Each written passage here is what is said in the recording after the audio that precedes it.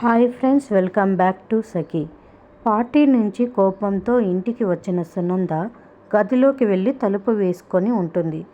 ఆదిత్య ఇంటికి వచ్చిన తర్వాత ఈ విషయం పార్వతమ్మ ఆదిత్యకి చెప్తుంది. పార్వతమ్మ మాటలు విన్న జీవన, మీరు ఆనంద్కి సపోర్ట్ చేయడం వల్లే అత్తయ్య గారు కోపంతో గదిలోకి వెళ్ళి తలుపు వేసుకున్నారు అని అంటుంది. నువ్వు ఎక్కువ మాట్లాడుతున్నావు, నీ లిమిట్స్లో నువ్వు ఉండు అని కోప్పడతాడు ఆదిత్య. తర్వాత చైతన్యని కోప్పడతాడు. ఇదంతా నీ వల్లే జరిగింది.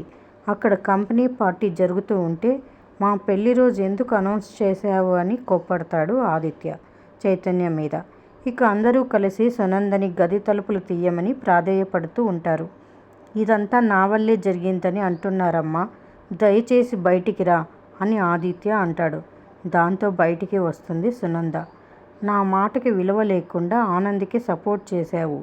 నాకు ఆనందిని అంటే ఇష్టమో, నేను ఆనందిని మర్చిపోలేను అని నాకు చెప్పి ఉంటే నేను ఆనందిని ఇంటికి తీసుకొని వచ్చేదాన్ని. ఇలా నలుగురిలో నా పరువు ఎందుకు తీశావు అని అడుగుతుంది.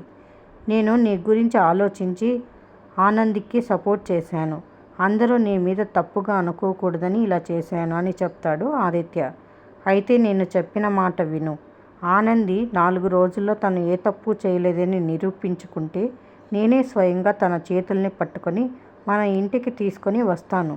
లేదు అంటే తనకి విడాకులిచ్చి నేను చెప్పిన అమ్మాయిని పెళ్లి చేసుకోవాలని చెప్తుంది.